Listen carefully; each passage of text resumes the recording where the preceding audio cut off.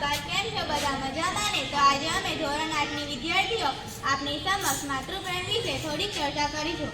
અને ખરેખર માનું સાપ્તાહિક વર્ણન અવર્ણનીય છે. ઈશ્વર પછીનું બીજું સ્થાન તેમાં, દીકરીની દોલત તેમાં અને જીવનનું પ્રથમ સાથી તે પણમાં. હવે મારી મિત્ર હિનલ તમને આગળની માહિતી આપશે.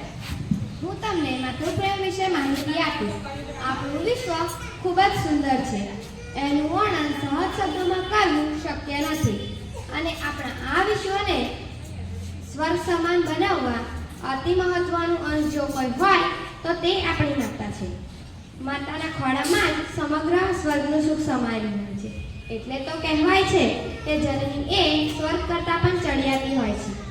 માં એ એક એવો શબ્દ છે જેને બોલતા જ મન, માણસ હોય કે પશુ પક્ષી, બધાને પોતાના સંતાન પ્રત્યે અનહદ પ્રેમ હોય છે. પોતાનું બાળક ગમે તેવું કદરૂપ કે ખડ ખાપણવાળું હોય, પણ મા માટે તો બધા બાળકો એક સમાન હોય છે. માનો નિસ્વાર્થ પ્રેમ નિરંતર વહ્યા જ કરે છે.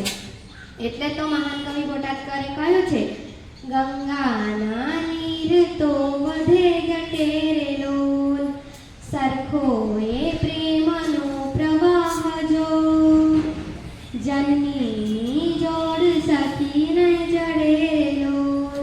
દુનિયાનું સંતુલન જાળવી રાખવા માટે ઈશ્વરની જરૂર પડે છે. વ્યક્તિના દરેકે દરેક પળમાં સાથ અને સહારાની જરૂર પડે છે. બધી જગ્યાએ ભૂલ સુધારવા અને સહારો આપવા ઈશ્વર હાજર નથી રહેશે.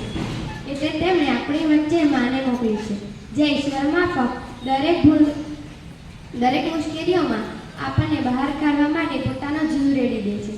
આપણે આ દુનિયામાં ન આવ્યા હોય તે પહેલાં માની જવાબદારીઓ ચાલુ થઈ જાય છે. 9 મહિના તકલીફ વેઠી પ્રસૂતિની અસહ્ય પીડાને સહન કરે છે, ત્યારે આપણે આ દુનિયામાં આવીએ છીએ. તે પોતે ભીનામાં સૂઈ આપણને સૂકામાં સુડાવે છે. માનો જીવ પોતાના બાળકમાં જ હોય છે. તેને તકલીફમાં જોઈ મારું મન વ્યાકુળ થઈ જાય છે. આપણે બોલતા પણ ન શીખ્યા હોય ત્યારથી જ માં આપણા મનની દરેક વાત જાણતી હોય છે. હવે મારી મિત્ર નિયતિ તમને આગળની માહિતી આપશે. સૌપ્રથમ આપણને કોઈની લાગણી હોય તો તે માં જ છે. આપણને કોઈ કામ ન હોય છતાં ઘરમાં આવતાની સાથે માને શોધીએ છીએ. જો માં ઘરમાં ન હોય તો ઘર જેવું લાગતું નથી. એટલે જ તો કહેવામાં આવે છે, ગોળ વિના કંસાર વણો, માં વિના સંસાર સૂલો. માં એ વાત્સલ્યની મૂર્ત છે. માની વાણીમાં અમૃતની મીઠાશ કરેલી છે.